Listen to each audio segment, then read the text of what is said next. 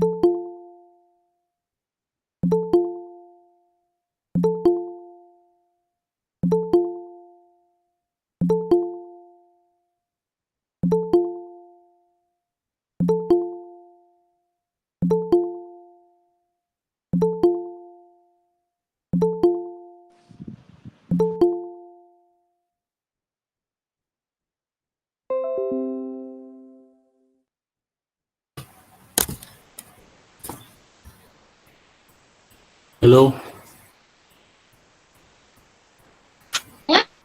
Hello, sir. Hello. Good morning. Good morning. So, are you ready?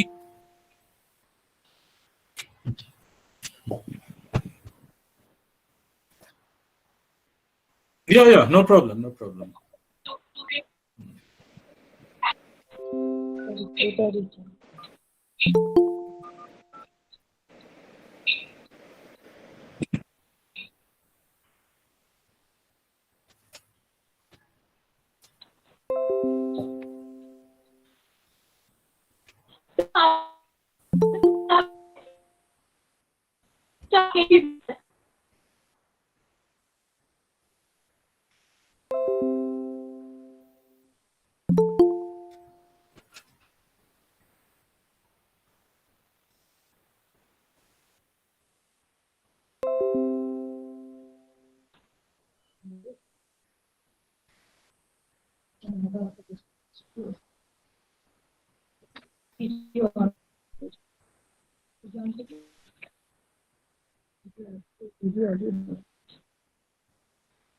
Can you hear me properly?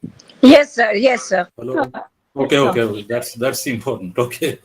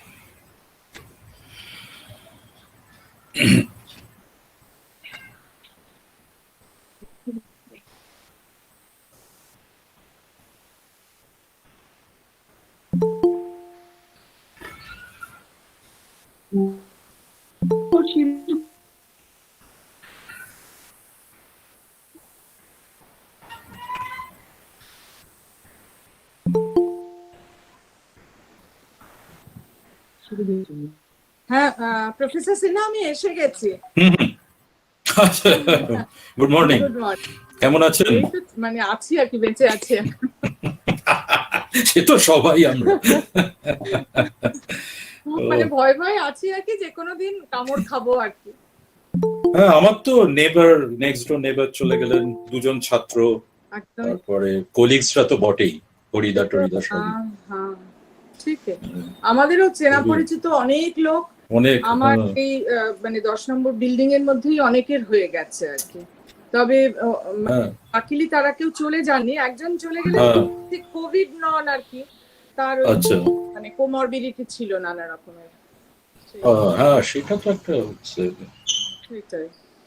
এখন তো যেটা long Covid বলছে, যেটা বোধহয় আজকে টাইমস অফ ইন্ডিয়া দেখছিল, আরো সাংঘাতিক। সেটা তো আরো মানে দ্যাট ইজ রিয়েলি অ্যালার্মিং। কি করবো, আর আমাদের যাদের এই কোমরবিডিটি আছে আর কি, তারা খুব অসহায় অবস্থায় আছি আর কি। না, আমারও তো ব্লাড সুগার। আমি তো জানি। সরি ত্রিজিতা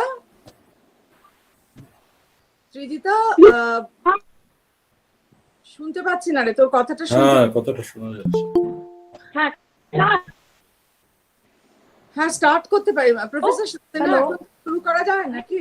হ্যাঁ, আমি তো রেডি, আপনাদের যখন সুবিধা বলবেন। হ্যাঁ, Trijita, we can start now. So should I? একটু পরে করো, আমি ওয়েবিনারে। Yes. Hello and welcome to the webinar organized by Political Science, Lady Brabourne College. We welcome you all. The webinar today is political. Yeah. I would to our students in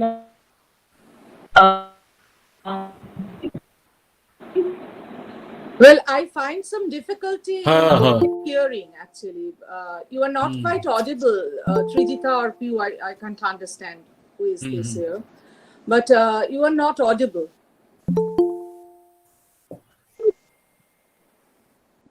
Can you now? Can you?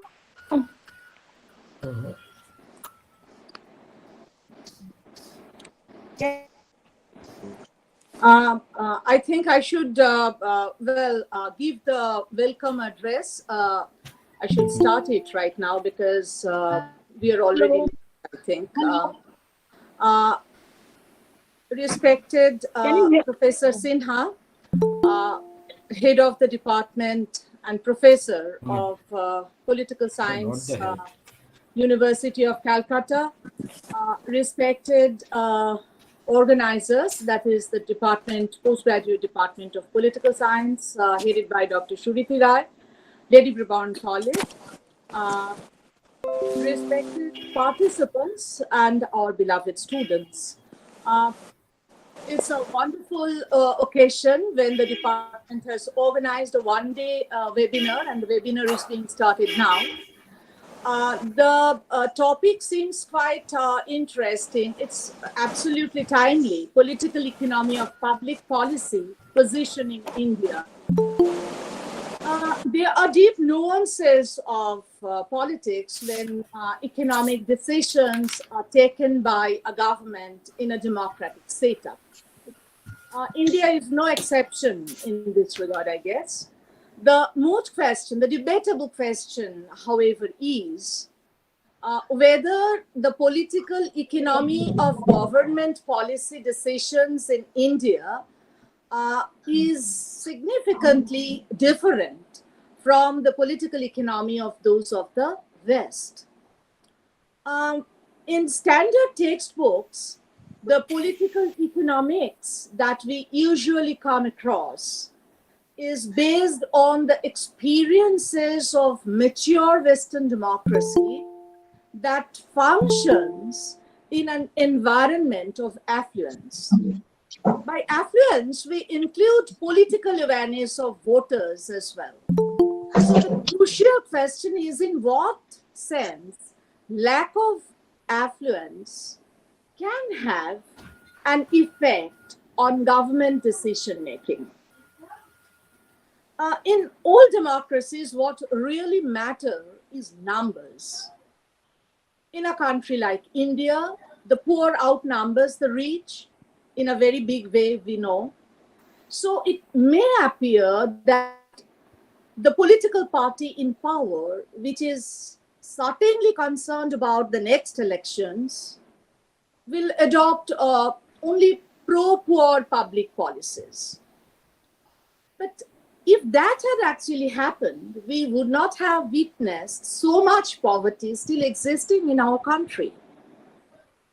The reality is that in whatever way poverty is measured, at least a quarter of Indian population still live in abject poverty, no doubt about it. So it must be the case that political parties did not take up pro-poor policies as a simple-minded view of democracy would support. In India, like in any part of the globe, elections are costly. But the return from spending money on elections is much higher in a country like India than that in the world.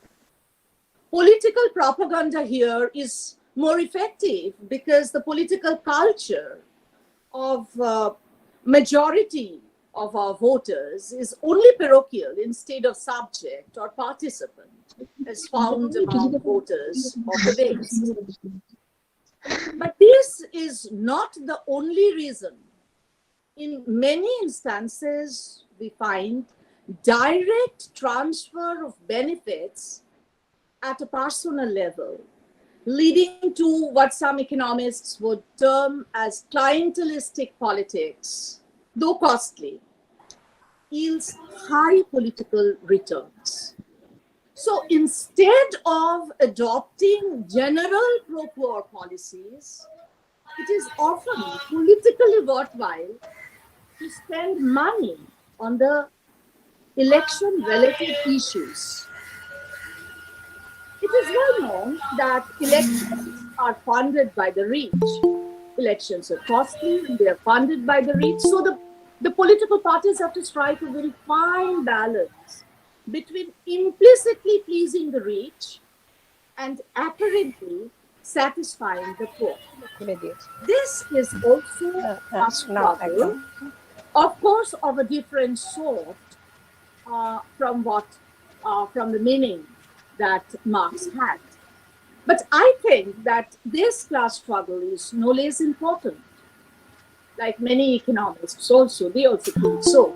For this, in a sense, is the basis of political economics or government policies in a country like India.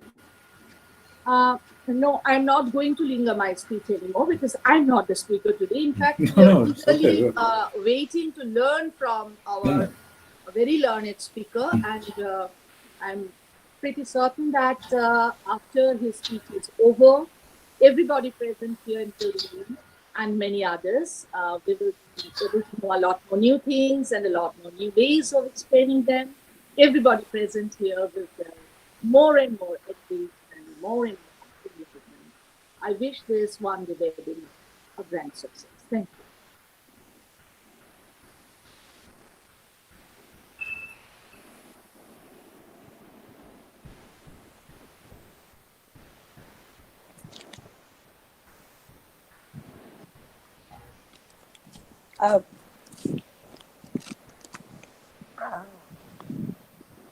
Srijita, please unmute yourself. Srijita, please unmute yourself. Thank you, Professor Shivli Sarkar. Thank you, Madam. I now request our Head of the Department, Dr. Shuriti Ray, to welcome all of us to this webinar. Shuriti, can you hear me? Yes. You are perfectly audible. A very warm welcome to all our distinguished guests, our Honorable Principal, distinguished Professor Dipankar Sinha, guests and participants. It is an honor and pleasure for me to welcome Professor Dipankar Sinha on behalf of the Department of Political Science, Lady Brabourne College. We are most privileged to have him with us. The other thing I want to say is that I'm sure this seminar will be a learning curve for both teachers and students. Thank you, sir, for giving us your valuable time amidst this pandemic situation. Thank you. Though he needs no introduction and is known to us all, still it is customary for me today to introduce him. Professor Dipankar Sinha is professor in the Department of Political Science, University of Calcutta. He is also director, Center for Social Sciences and Humanities, University of Calcutta. He is also honorary associate at the Center for Media History, Macquarie University, Sydney. Apart from this, Professor Sinha is a very reputed author and a distinguished scholar who has many books and publications to his credit, both national and international, in reputed journals. Today, we are very, very fortunate to have him amongst us. I am fortunate because I have had him as my teacher at the MA and MPhil levels. To me, he is always my dear sir. Sir, thank you very much for coming here to speak on a very pertinent area which has received little scholarly attention till a few decades back, but which is of utmost importance today, given the growth and size of governments all over the world. The topic, Professor Sinha, will be called Political Economy of Public Policy, Positioning India. Thank you, sir.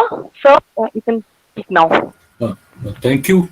Thank you all. And I specially express my gratitude to respected Professor Shivli Sarkar, who is herself a very well-known scholar in social science, and Professor Shuriti Ray and Trijita and all my colleagues in the department, whom I know very well because I have also taken classes and were part of the seminars of this famous college, and especially beloved students whom I really admire because I have seen how intelligent they are when I took their classes. Now, to tell you very frankly that it's a brief presentation of a very complex and multidimensional process, of political economy, of public policy. And I have, in fact, I have benefited from what Professor Sarkar has said, because she has set the ball rolling.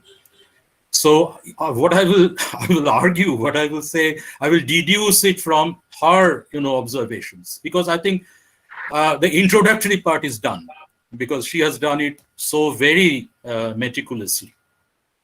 Now, one very pragmatic point I would mention, keeping in mind the young students here, that, why I selected this topic, knowing fully well that the UG students are there and also the PG students, that it has to be an abiding theme in political science and in public administration. We cannot live without public policy. I mean, we can have esoteric theorization, which we also do at times, fine. But that theory is no theory at all unless it comes out from our everyday life. And public policy is something which touches, or touch our everyday life. So whenever we theorize, whenever we conceptualize, in whichever way, we can have several vantage points. Political science is a kind of, potpourri of many, sub-disciplines and maybe themes and sub-themes, but you cannot avoid public policy.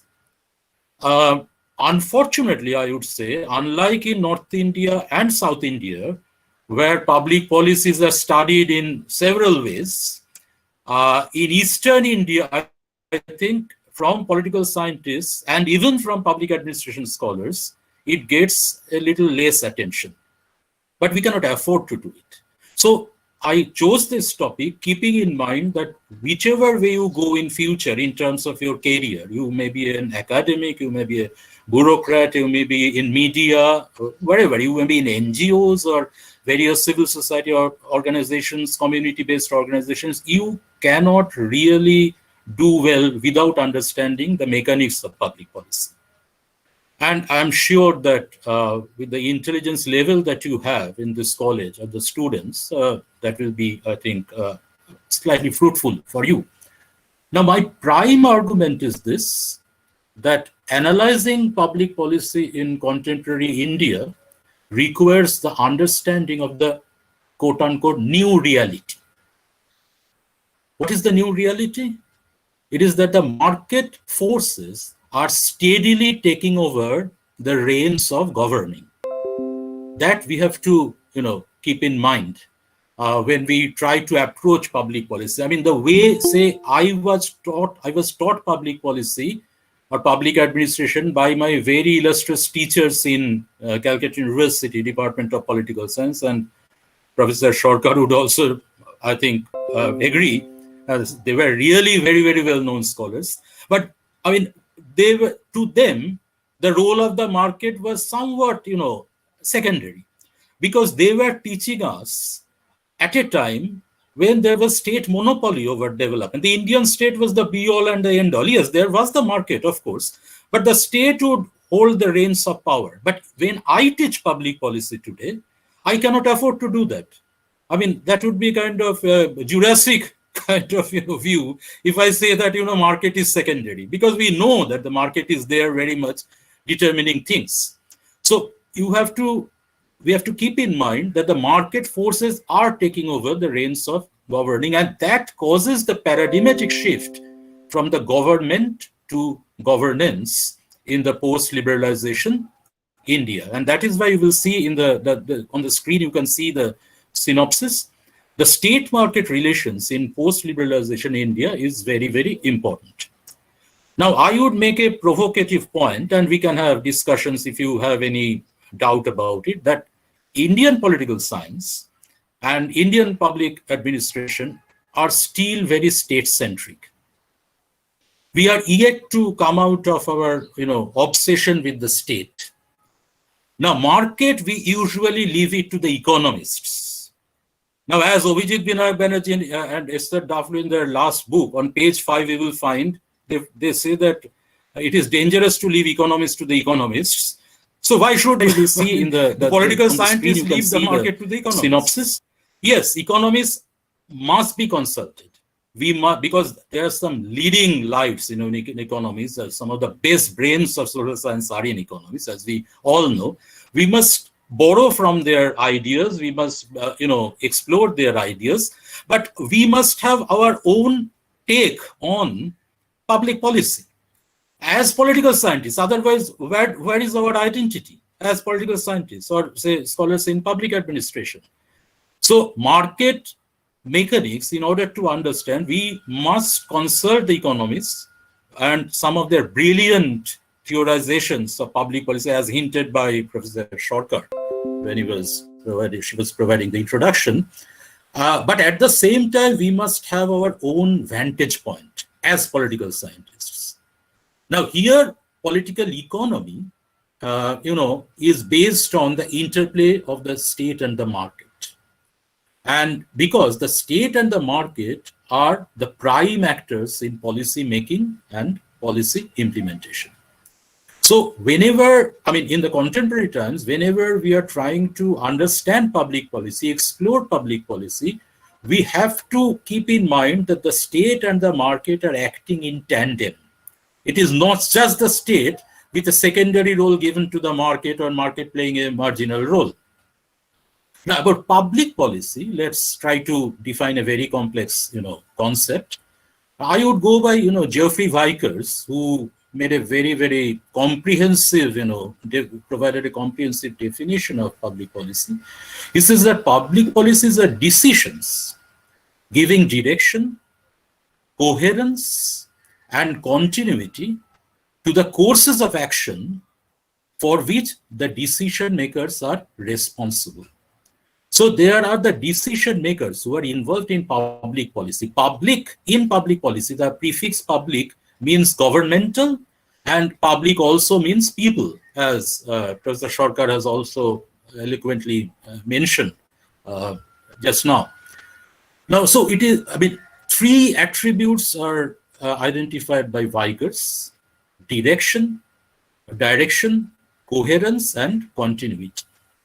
David Easton, whom you all know as the proponent of systems analysis and all that, he has a very, I would say, very precise definition. He says that public policies are nothing but purposive courses of action by authorities. You remember, in systems analysis, authoritative allocation of values, and that he relates to public policy.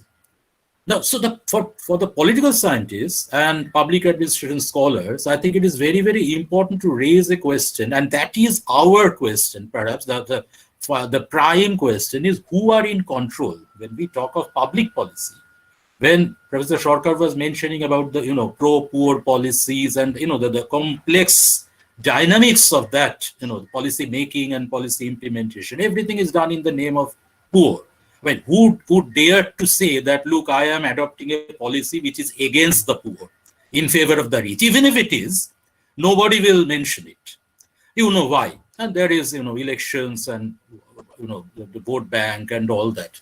Rhetoric is very, very important, as I would mention that subsequently.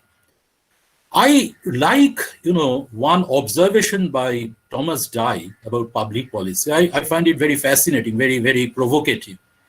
He says that, public policies are whatever the governments choose to do, and now comes the provocative part, or not to do. Previous to Thomas Dye, everybody would say that public policies are what the governments choose to do. He says it's not that. Non-action is also a policy. Okay, I will see to it. The bureaucrats mention, okay, we will see to it. The politician telling us that it's very, very important, but let's wait and, let's explore. But nothing comes out of it, even after years. So that is also public policy, according to Thomas Dye. The non-action, your choice not to do anything about a particular course of action or particular issue. So for political scientists, it is fascinating because, when we talk of public policy, various, numerous interests are negotiated and certain interests are prioritized. But our prime question is, as I said, who are in control, which also I can qualify further by saying, in whose terms the public policies are made and implemented. In whose terms? Now, public is obviously invoked in public policy. Everything is done in the name of the people, that, we exist for the people and so on and so forth. But do people actually matter in public policy? Now, Professor Sarkar has mentioned democracy. In my book, which was published by Routledge in 2018, The Information Game in Democracy, I published a letter, by John Adams, which he wrote to his, at that time, girlfriend. I am not sure whether he married her at a later stage. And he mentions that, when we talk of American democracy and we the people, we know that democracy will never be achieved in full. It will always be oligarchy. So it will be George Washington, John Adams, and so on and so forth. They will rule. But we have to always, mention democracy, because that is how we can convince people that policies are taken in their interest. It's a very significant letter. It is not a public proclamation by, the second president of the United States and the first vice president. He was. So very open, I would say, admission by one of the constitutional framers of America, United States, saying that democracy can never be fully achieved. It is basically an oligarchical rule that will be there, but we have to invoke the name of the people every time we talk of policy. That is the fascinating part of, politics of public policy and political economy of public policy. Another concept which is there in my title of the lecture, positioning. For students, our colleagues should know it very well, but for the students, I would tell you that, positioning is a political concept. It is politically loaded. Why? Because when we talk of positioning ourselves, immediately the question arises that when I position myself, when I position myself in my career, academic career, now, did I do it myself, or it was done by some others? It was done by the help of some others, or maybe at the advice of some others, or by the diktats of some others. So when India is positioning herself in terms of, vis-a-vis the political economy of public policy, as political scientists, we have to explore this question: to what extent India is doing it autonomously, and to what extent India is doing it at the behest of, say, World Bank or IMF and WTO, multinational corporations, transnational corporations, and also Desi corporate entrepreneurs. They are very, very important, as you understand. So positioning is a politically loaded. I deliberately did not mention situating. Situating is a much more, innocent concept. But when you say positioning, then it immediately comes to our mind that to what extent we are doing it ourselves and what extent we are doing it at the behest of others. Please remember that when in 1991, market reforms were adopted, making a paradigmatic shift from the state development path, it was adopted by the minority government in which Narasimha Rao was the prime minister. And Manmohan Singh, a distinguished scholar, Narasimha Rao was also a distinguished scholar, they adopted it without any discussion in the parliament. So when I later consulted the parliament papers, our debates for a book of mine, I found that Narasimha Rao was mentioning in the parliament that we don't want any debate in the parliament about the adoption of liberal economic reforms, because that will blacken our face, and that will also, make the World Bank angry. So let's adopt it without any debate. So as political scientists, we have to understand its implications, that a paradigmatic shift occurs. Now, you may favor market reforms, you may not favor market reforms. That's absolutely up to you. As young students, you are absolutely free to go for this side or that side. That is not my point. My point as a political science student is this, that it was adopted without any debate, substantial debate in the parliament, and this was Prime Minister's, explanation.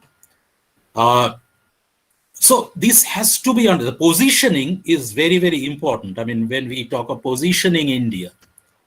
Now, when you come to the policy process in transition, you perhaps know that policy process involves various points, issue identification, or technically called agenda setting. Then you have stakeholder identification. Who are the stakeholders? Who are holding stakes in this particular policy? That is very, very important. Then you have consultation and review, because policy cannot be a one-shot affair. You just can't say that, okay, within 2 hours, I will adopt a public policy. You have to have consultations and reviews. You have to have transparency, because if India is the largest democracy in the world, as we often take pride in, then we must have transparency. How is this policy being adopted, for whom, and what interests are involved in this, or who are being prioritized, and so on and so forth. That is very, very important. And the last stage in policy process is evaluation. You must evaluate the policies, whether this policy was good, or whether this policy was useful, or this was not useful, or maybe to a certain extent useful, and so on and so forth. Now, my point is this, that when you today indulge in public policy analysis, you have to keep in mind that all these are being done under market hegemony. As I said, the World Bank is there, IMF is there, WTO is there, MNCs are there, the corporate entrepreneurs, the Deshi entrepreneurs are there. And I will just mention, 2 examples, concrete examples that will immediately, I think that will clarify what I'm trying to hint at. Think of the education policy today, and think of the health policy today. 2 most important domains of our life are now being marketized. Education is marketized. I mean, those who study in Lady Brabourne College, one of the most prominent colleges of our state, and I would say also of India, you perhaps don't realize because you pay a small fee. But if you go to a private college or a university, you would obviously understand this, that what do we mean by commercialization of education, marketization. I'm not trying to argue that everything is bad about the market. That is not my point. I'm not going for that kind of simplistic assertions.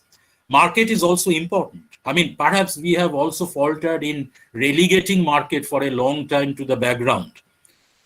But the point is, when you analyze today education policy, and when you think of, as Professor Sarkar has mentioned, that a large part of our society are, they are poor. Large segment is consists of poor people. Then what is this kind of education policy that we are gradually having? What are its implications? Second example is, again, which touches our life, even because in education policy, the impact, the disastrous impact, perhaps we get very slowly. But the disastrous impact of health policy, we get immediately. And I'm not defending when, the patient party, goes to the nursing homes and hospitals and break the furniture and beat up the dog, horrible thing. But the point is, health policy is also another, I think, domain of our life where, the state market dynamics, the dialectics, it's playing its role, perhaps not in tune with the reality that we have in India. I mean, how many poor people can have, expensive Mediclaim policies? Just think of it. So I think, when we talk of political economy or public policy, we have to think of the policy process in the transition era, because we are in a transition era. As Professor Sarkar has mentioned, compared to the Western democracies or Western polities, I think, we are in a kind of half-hearted kind of reforms. So those who are in favor of reforms, they also argue that you are not going the whole hog. You are also, going up to a point and then, coming back, thinking of the vote banks and all that. Rob Jenkins has used a very important phrase, reforms by stealth, taking place in India, not open reforms as is being done in perhaps some of the countries of the West. Now comes the institutional dynamics. Now, as we can see, the institutions are also in the grip of the market logic, because we have moved from the Nehruvian state to the market state in India. Today, we talk of India INC, India Incorporated. What does that mean? That means corporate India. Corporate India is what? Corporate India is marked by a very, very unfortunate divide. I mean, there are school children, if they go at all to the schools, they walk 5 kilometers, 10 kilometers to reach their classrooms. And our children are in centrally SC schools, paying a hefty fee. Now, that is why, today, we talk of, and Stuart Corbridge has described it as India versus Bharat. India is divided into two nations, as he argues. One is India, in which perhaps we mostly belong, and other is Bharat, which is poor, which is downtrodden, which is discriminated against, which is deprived, and so forth. I mean, if I am a sensitive political scientist, how can I avoid this particular bifurcation? I have to address this kind of disparity that is there. Now, about the institutions, you see, Parliament is being bypassed. Important decisions are taken without consulting the Parliament. The PMO, as you all know, you have your UG courses and you have a topic, very important topic in PMO and all that. PMO is, overwhelming, every other domain of governance.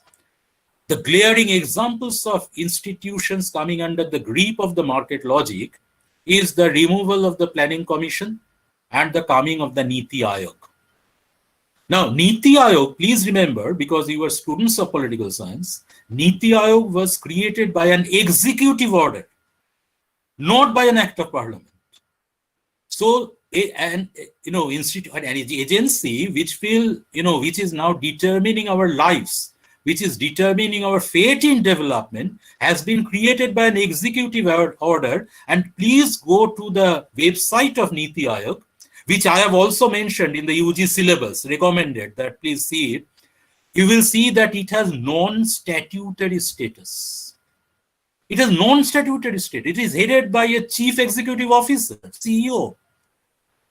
Now, second example of institutions being overwhelmed is another very challenging, I would say, concept, competitive federalism. So, I mean, now states are competing for funding. Okay, I am not against competition. I think competition also, enhances efficiency. I'm not in favor of that argument that, okay, let's, discard competition and do whatever we like. I mean, that has been a disastrous thing for us also. But the point is, where is the Lakshman Rekha between competition and cooperation in the federal structure of India? Everything is blurred. Nobody knows. You ask any great political scientist, sir, or any constitutional expert, sir, what is the exact distinction or the demarcation line between the states indulging in competition and the states indulging in cooperation? Nobody will be able to give you a satisfactory answer because none of us know really. It's a blurred kind of issue that is deliberately is being promoted, and that is also very, very important for us. The complex dynamics or the cohabitation of cooperation and competition. Third point is the lateral entry of the technocrats in bureaucracy, which is called the 360-degree debate. And what it has made easy is that at the joint secretary level, now you can have direct entry of the technocrats. You don't have to go through the tedious process of, this IAS and, the Indian Civil Service exams and all. You can be directly recruited there, as it is done in the corporate world. Now, this has also made the generalist specialist debate a little bit redundant, because today you cannot argue against the technocrats, because everybody would say that, no, we are in a situation where technocrats should rule. But that there are many, and there were many bureaucrats who were basically generalists, and they have also succeeded in their career in running the country. So, I mean, when you talk about the institutional dynamics, these examples come to my mind when institutional dynamics of public policy. Now, what are the prime manifestations then of the policy process in transition and the institutional dynamics in the transition era? Number one, you will find there is more focus today when it comes to public policy, more focus today on the actors and much less on the institutions. Actors previously, however powerful they were, they would always invoke the institutional orbit. They will always work within the institutional orbit. They will always invoke the institutional spirit. Even Nehru. I mean, Nehru had the great advantage of being the first prime minister of the then newly independent India. He was a tall leader, almost, without any competition and so forth. Even he, if you read his statements in parliament on public policy, why you would adopt this policy and that, we always say that I want to make the institution strong. I am only a tool. I am only a means. So even a leader of his stature would invoke institutions because they knew that institutions are the foundations of public policy and the foundations of development. But today, institutions are secondary to the actors. And I call it, in one of my articles, which will be published soon, I call it the actorization of institutions in India. Institutions have been actorized. And you think of, and don't take it in a very narrow political way, think of our Prime Minister. I mean, he is a very charismatic actor. And if you follow closely his discourse on public policy, it is basically based on the actorization of institutions. I mean, we look at the man himself rather than on the institutions. Now, as young students of political science and who have, I think, bright future ahead, you must explore these, when you think of public policies. I'm not taking sides. I understand that it is important to have charismatic actors also, if you want to get through your public policies and all that. Now, my point is very theoretical and very important in that way, significant in that way, that whether actors should obfuscate the institutions when they are, playing their respective roles. That is very, very important. Related to this, my second point about prime manifestations, as you can see on the screen, performative show. You will see in the public policy domain today in India, there is, what I call the performative dimension. Governing is now intertwined with spectacles. And, it is the mark of, populism. And if I may put a prefix, authoritarian populism. Because that is also very, very important in understanding the current nature of Indian democracy. Because, and as you can see also in Turkey, as you can also see in case of Bolsonaro in Brazil, authoritarian populism, populist leaders are ruling the world, and India is no exception. Now, in this, what happens is that when you have performative dimension, lot of rhetoric are involved. Rhetorical elements are involved. And both these points together, the actorization of institutions and the performative dimensions, the spectacles, now they basically reduce the institutions as the playground of actors. Very charismatic actors, very powerful actors, very attractive actors, but institutions become the playground of actors. When you come to the state market-led paths, I make a comparison. Now, you may have a query that when I am talking in this vein, am I trying to argue that the state-led path was absolutely wonderful, heavenly? No, I'm not saying that. As a political scientist, my craft does not teach me to go for this kind of simplistic assertions. I always tell my students that go for the gray areas. Those who have read Feluda, they would know Mogojastru is very, very important also in political science. So, so your brain is very, very important. And there you must have you must address the gray areas. Now, the problem with the state-led path was this. that because the state had the monopoly power, the state thought it could do anything it liked. And we, in a democracy, had the disastrous, event called the emergency, where our fundamental rights were curtailed and so forth, all done by the state. So I'm not saying that, the state-led path was excellent, but, the state-led path had its limitations. But now I'm going to tell you a very important point. In comparison, when I compare the state and the market-led paths, I find this very, very important. And in different parts of the world, I'm trying to, stress on this point. As students of political science and as informed citizens, we know that whatever may be the problems with the state power, those who were holding the state power, those who were wielding the state power, they had to face people in the elections, as Professor Sarkar had mentioned. So after 5 years, whatever you do, you have to face the people in elections. Now, this is, as you know, this is the imperative of the representative democracy that we had adopted. And that was one of our, kind of proud achievements also in India, that unlike many of our neighbors, we could manage this kind of elections since long. Say 3 years, since 3 years after independence or 4 years after independence, we were having this kind of elections. So the state had its limitations, but state was constrained by this fact that those who were holding or wielding the state power, they had to face the people. They had to make some kind of explanation. Each individual candidate would have to say that, sorry, we couldn't do this, and it should try to understand these are our limitations, and so on and so forth. But when the market plays its role from the background, market is not directly accountable to the people. Market plays its role from behind. That is very, very important.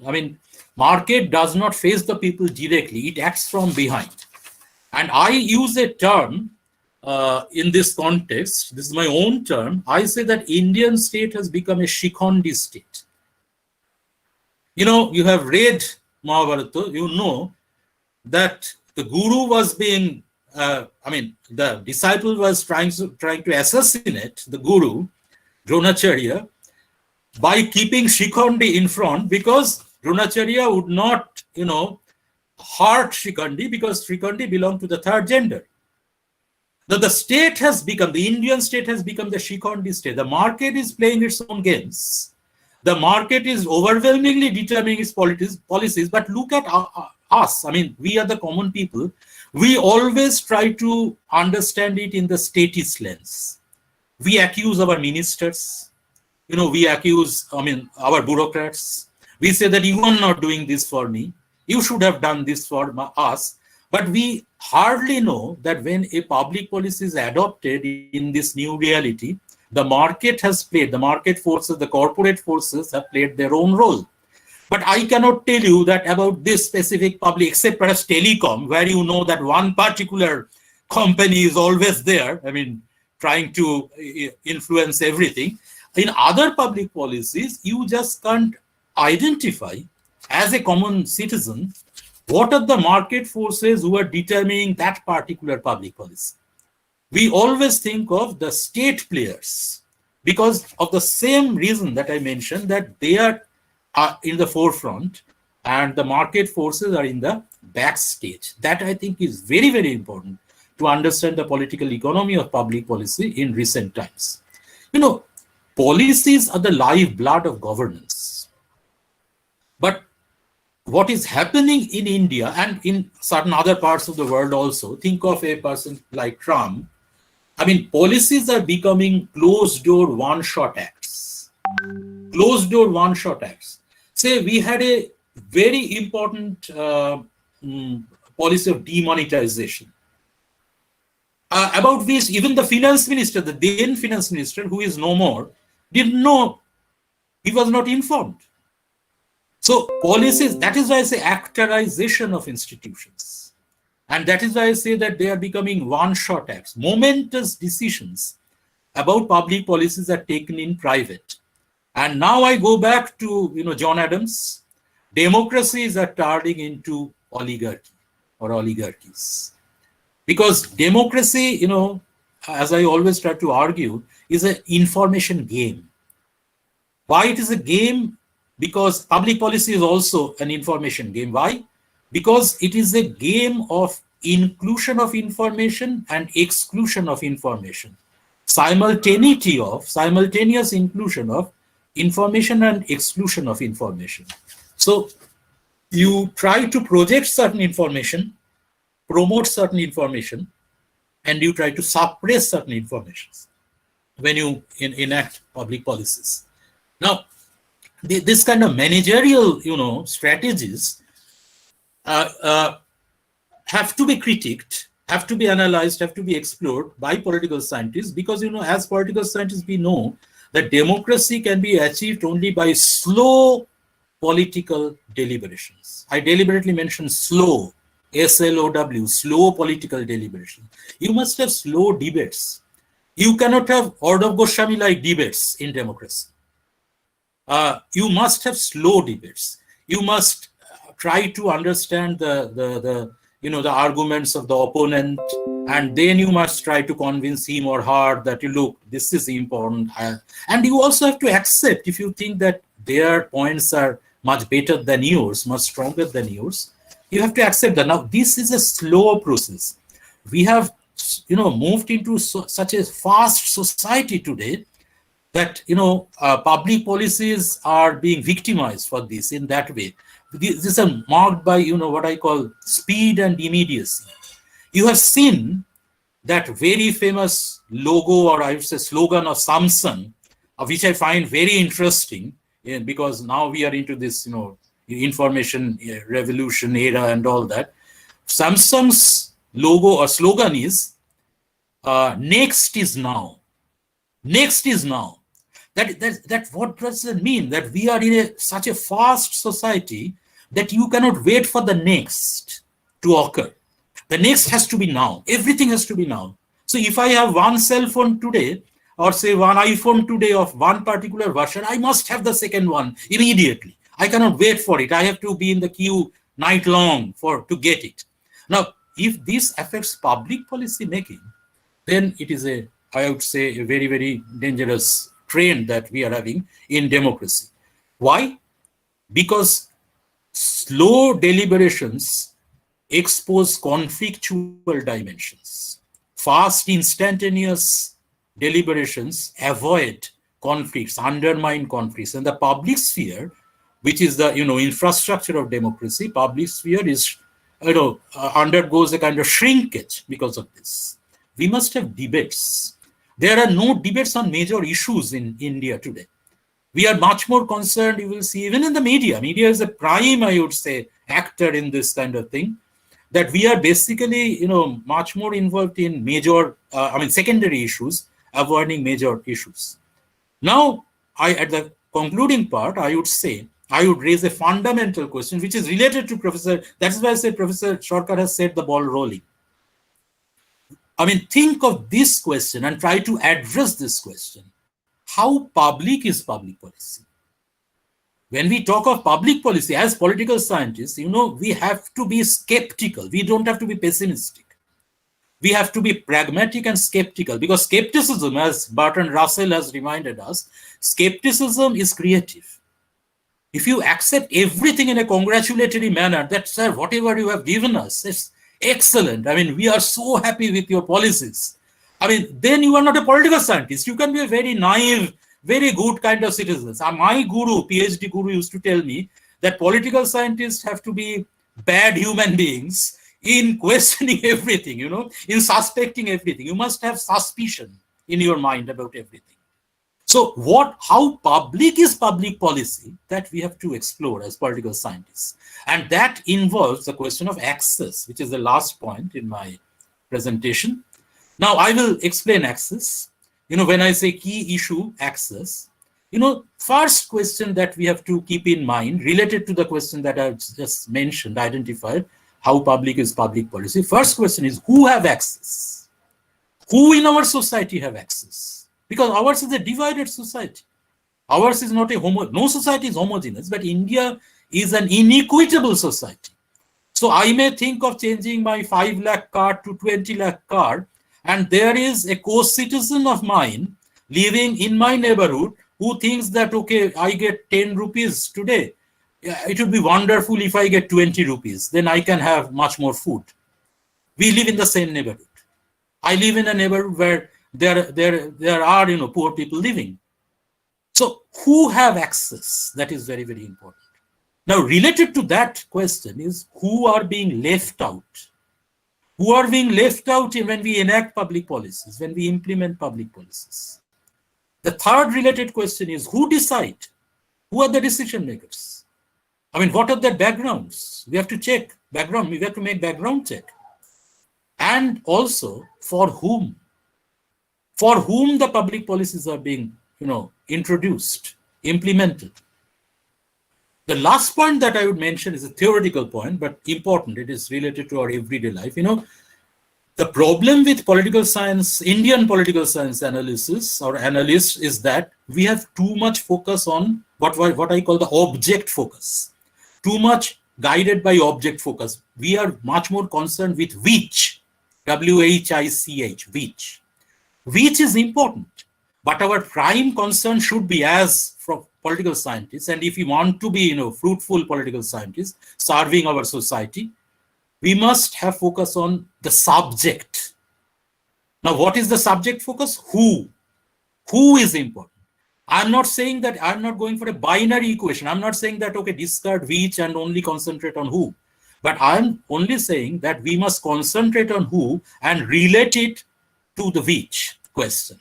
What we are doing is that we are too much concerned with object focus, and political science or public administration in India, I think, is losing sight of the people. We exist for the people. I mean, we would have credibility in our life if our craft can contribute to, our society. And people, so bringing people back in is, I think, should be our objective, our goal, and only then, we can have fruitful, analysis of the political economy of public policy. Thank you. Thank you so much, Professor Sinha. It's really a thought-provoking and a light-showing speech, no doubt about it. And we have been able to learn a lot more new things, no doubt.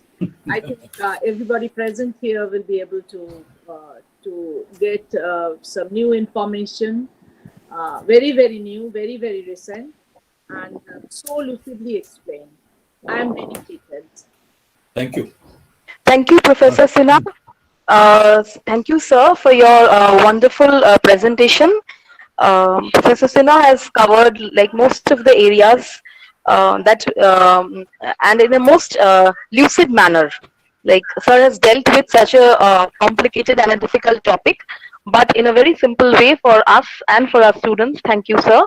Sir has spoken about the market, the state, and everything, the dynamics, and sir has finally ended with how public is public policy, where he speaks about such realistic and pertinent issues. He began with the reality. We have to focus on the reality, and he has come to positioning India, where finally he talks about who has access to public policy and who don't have access. Thank you, sir, for such a wonderful and a simple presentation. I'll just find out if anyone has any questions, sir. If anyone has any questions, they can ask you. This is the time this is a time for question. This is a question answer session. So I can't as yet find any questions in the chat box. So I leave the floor open. If you have any questions, please put them to the Sinha. Yes. And you can also contest my points. I mean, it would be wonderful. I mean, for a social science webinar.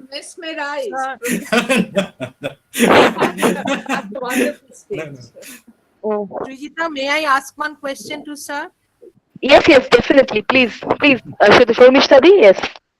Please. Sir, my question is, as political scientists, do we have to wait for the next and judge the present bring out their merits and demerits, then only can we go on to the next stage. So is it better to wait for the next thing to happen? Definitely not.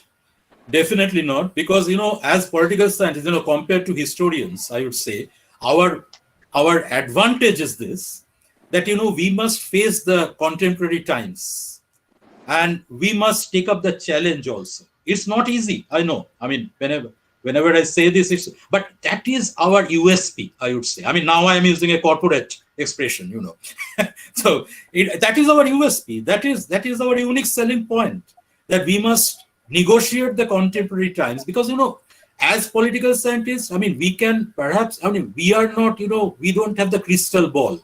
We cannot say that, look, this will happen and that will happen. We can only go through some kind of speculation. But how can you speculate unless you have your feet firmly on the ground? And I think the issues that we must deal with, including public policy, this is, I think, very, very important. One reason why social science in India, despite having some brilliant people in it, individually, we are not perhaps, I'm talking about political science and public administration, we are not advancing in a collective manner, is because of this, that we have not been able to address the contemporary times in a critical lens. That we have to do. And that will give us the spark, the intellectual spark to think of the future. But that is our base, the contemporary times. Absolutely. Thank you, sir. Thank you, sir. Thank you so much. Is there any other question from anybody else?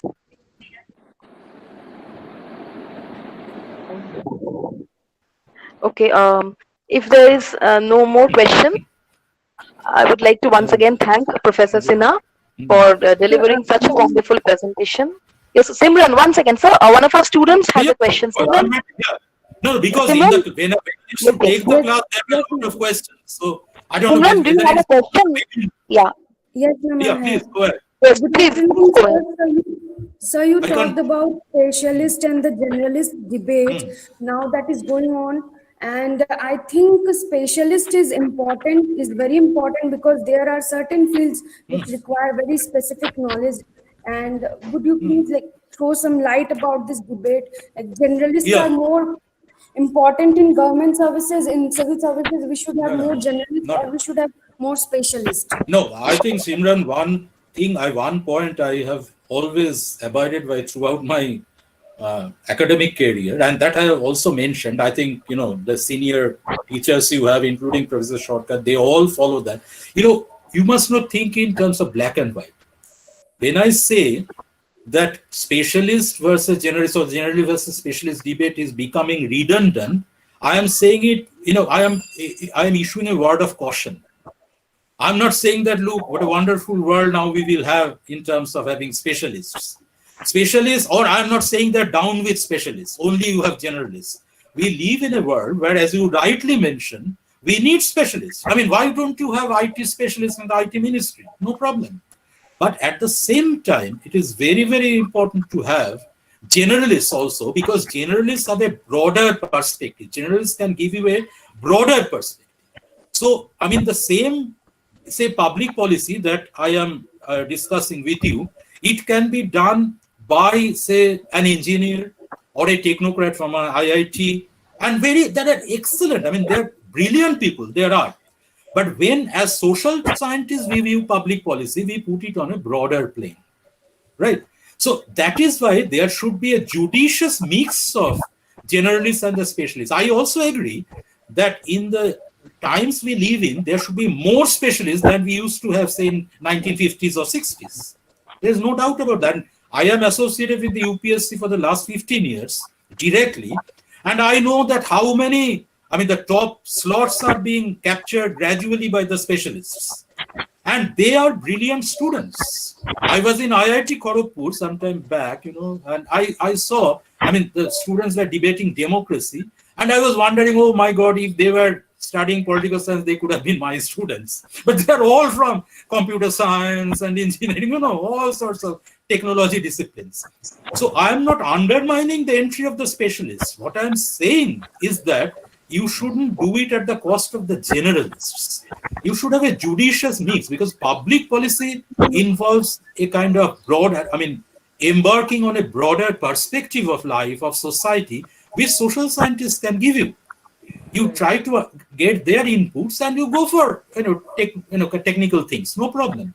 In Brazil, when they adopted the IT policy, they had 25,000 grassroots level meetings. And Brazil is a huge country, as you understand, much larger than us.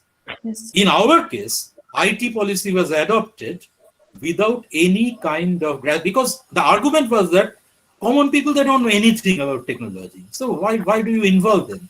You involve them, you will find 2 or 3 important points out of 100. Those 2 or 3 important points are important. Why couldn't you have debates on IT policy as they had in Brazil in colleges? Why couldn't you have a debate in colleges like Brabourne, St. Xavier's, and so on and so forth? You would have found that many students know better than many of the policymakers. They are more intelligent. I'm compelled to say this.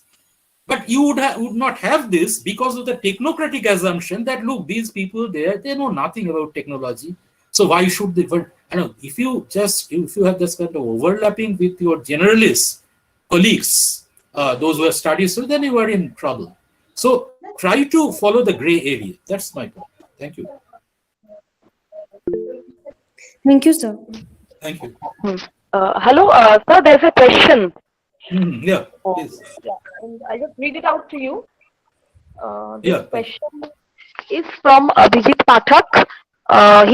He asks, what determines the degree of actorization of institutions in a democratic system? Can you just repeat it? Yes, sir. What determines the degree of actorization of institutions in a democratic system? Is it associated with the rise of popular leaders elected through the democratic process only? I'll just repeat the question, sir. Yeah, What determines? Okay. No, I got Is it? Yes, sir. Now, I think the answer has been given already to a great extent. I'm not saying that it's a kind of monocausal development, because it is so fascinating, actorization of institution. I can't say that, look, this is X leads to Y. I'm not saying that, and no social scientist, what his or her salt would say this. But it is overwhelmingly related to link to the, this, as I said, the rise of authoritarian populism and very charismatic leaders whom, I was very nervous when Professor Shorka said that we were mesmerized. So we are also mesmerized by, some authoritarian populist leaders. Spellbound. So, that is, I think, a major factor, because you can see how institutions are being made, given a secondary status to this. As I said, for the students also, just go to the website of Niti Aayog and see it is described as a think tank. I have no problem with the thing. I am also part of think tanks in India and some, think tanks from abroad. I have nothing against it. But my point is very simple, that when you are determining the course of development destiny of, so many people, whether that kind of institution, quote unquote institution, which is basically described as agency, Niti Aayog, that is created by an executive order, and it is described as think tank, and it is also mentioned that you can go in and out of it, no problem. That kind of cursory kind of approach, I think is problematic. I perfectly understand the problems we had with the state-led institutions. Doordarshan has become such because of certain reasons. BSNL has become such because of certain reasons. Air India has become such because of certain. We all know. So it is again not a black and white thing. But the point is whether you will take that as an excuse to undermine the importance of institutions in democracy, which most developed countries don't do. Think of the Scandinavian countries, the most developed ones in terms of human development. They have very strong institutions. They're very strong, that the state is very strong. So it is not that you can say that, that they are doing it, so we will do it. So my point is very simple, that we must reconfigure our institutions. We must learn from our past mistakes. But the solution does not lie in replacing institutions with, certain actors who would overwhelm it. But at the same time, we must have actors also, influential actors, who try to promote the cause of the institutions, provide legitimacy to the institutions. That is important. Okay. Sir, there's another question. Thank you Yeah, so please. much. From one of our students, postgraduate students, Nikita Mavandia. So she's please. asking, one second, sir. In this current scenario of the pandemic, how will the current government deal with the new policy formulation in the health sectors? In Current this government? current, yes, Current how will government means the current government of India. Current government, I think she's meaning that, yes, sir. Deal with the new policy formulation in the health sector. মানে health policy বলছে বোধহয়. Yes, in the current pandemic scenario. Again, I think another very relevant question. Health policy is under strain everywhere in the world, wherever liberalization has occurred. She because is of the government of India. She okay, yeah. But at the same time, we must keep in mind, in a federal structure, even if government of India must have the part of the umbrella kind of public policy, the state governments also have to be there. I mean, they can't shirk their responsibility. They can't say that whatever is being done, it is because of the government of India, and we are being compelled to do this. Now, it is true that yes, the umbrella policy has to be enacted by the government of India. Now, the problem is, when we had this alma mater declaration, that health for all, by 2020, and that this has not occurred. Health for none almost has occurred, except for the elite segments of the society. Even they are not secure. I mean, even if you pay a lot of money, you never know that when you will come back safely. So the point is that, with the kind of situation that we are in, the new health policy will be, whether it will be enacted at all in the constructive sense of the term, I have my own doubts. Because that is why I say that if you see the state market dynamics, if the state wants to, argument's sake, if we agree that, okay, the state wants to enact a people-friendly public policy, and taking cue from Professor Sarkar, I would say pro-poor health policy. How can it do it when you can see the increasing trends in corporatization of health policies? It is impossible to do it for the state. The market will come and market will have, the state will be, pulled up by the market forces. So I am not very, optimistic about a new public policy being enacted, health policy being enacted by the government of India. And even if it comes, I am not too sure whether it will be really benefiting the people. Yes, there are certain provisions now with the, we have this, regulatory agency, even in health. And now from 1st October, perhaps because you are interested in this theme, sub-theme, health policy, certain, suggestions and certain rules have been provided in our health policies, which are apparently people-friendly. You just go through any public policy and you will see the new rules coming into effect since 1st October 2020. But how they will be implemented in practice, that is very, very, when you go after your treatment, when you go to the nursing home authorities and try to understand, when you see that even if the doctor has not visited, your visit, the doctor's visit is being, and certain medicines. So how do you really negotiate at this point if there is no accountability on the part of the public policy makers? I think it's a very, very, kind of sensitive issue and very difficult thing to enact. Thank you. Thank you, sir. Thank you so much. Are there any other questions?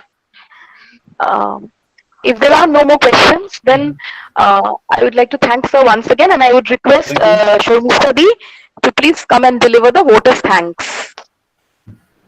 Thank you, Trijita. Am I audible, sir? Yeah, perfectly. Yeah. Perfectly audible. We have come to the end of a very engrossing exposition by Professor Dipankar Sinha.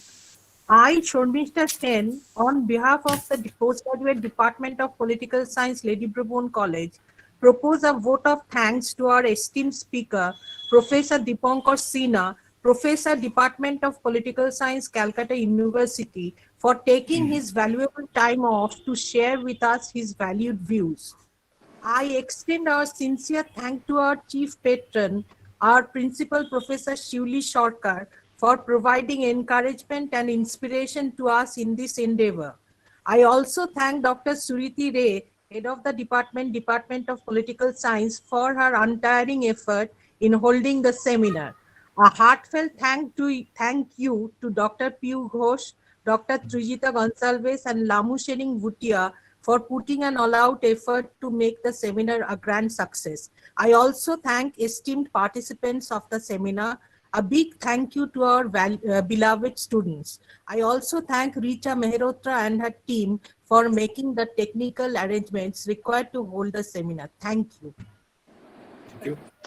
Thank you very much, Shomista Thank Di. you. Thank you all of you for being with us today. When you get the links for the feedback forms, please fill them up and for your certificates. Thank you. Thank You will you. get them soon and please fill them up. It is there Thank you. in your links. Thank you. Thank you. Okay. Okay. See you. Thank you. Thank you. Thank you. The feedback forms have been given in your email IDs. Please fill them up for your certificates.